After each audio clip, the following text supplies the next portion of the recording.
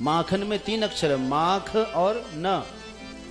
माख का मतलब होता है क्रोध, न का मतलब है नहीं।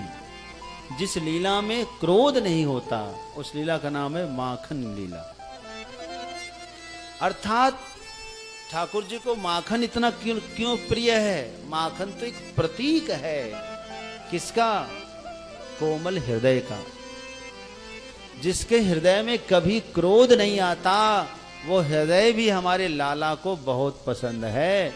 याद रखना, क्रोध करने से कन्हैया हमारे रूठ जाते हैं।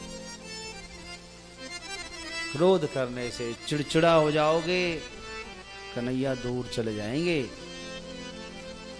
जिसके हृदय में कभी क्रोध नहीं आता वह व्यक्ति यदि अपना हृदय भगवान को नहीं देता है ना, तो ऐसे कंजूस आदमी का हृदय ठाकुर जी चुरा लेते हैं।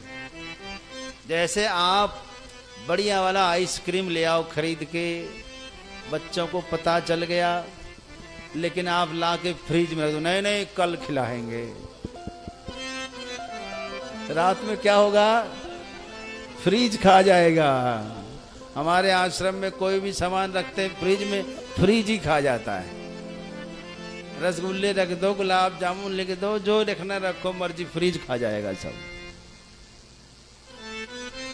फ्रिज ही खा जाता है। अब भाई आप इतना बढ़िया माल लाओ और खिलाओ ना, तो चोरी तो करेगा ही करेगा। यही कन्हैया का स्वभाव है हमारे। इतना सुंदर आपका हृदय है, आप इस हृदय में भगवान को बुलाते नहीं हो, तो ऐसे चित्त को प्रभु क्या करते हैं? चुरा लेते हैं। समझ गए? चित्त की क्या करते हैं? चोरी करते हैं। तो स्वतः आप दे दो तो अच्छी बात है ना। भगवान की लीला में क्रोध नहीं। एक बात बताओ, भगवान को तो दूर की बात, आप अपने छोटे से बच्चे को गोद में ले लो, छाती में लगा लो, और सामने वाले किसी से लड़ाई शुरू कर दो, क्रोध करो, देखो आपका जो मुन्ना है, आपका बेटा, वो आपको छोड़ करके भाग जाएगा। देखा कभी गौर करके? उतर जाएगा, आपकी गोदी से उतर कर भागना चाहता है। क्यों? क्योंकि उनको क्रोध पसंद नहीं है भाई।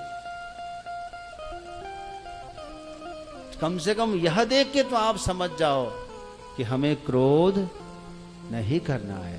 क्रोध करेंगे तो प्रभु हमसे दूर होंगे। क्रोध से बचने का उपाय क्या है? प्रभु देख रहे हैं, बस आप क्रोध बिल्कुल नहीं कर पाएंगे। यदि आपको यह एहसास हो जाए कि हमारे ठाकुर देख रहे हैं, इधर भी देख रहे हैं, और सामने वाला जो व्यक्ति जिस पर क्रोध कर रहे हैं उसमें भी हमारे ठाकुर हैं, जिस दिन ऐसा देखने लगेंगे उस दिन क्रोध आपका खत्म हो जाएगा, क्रोध काफुर हो जाएगा।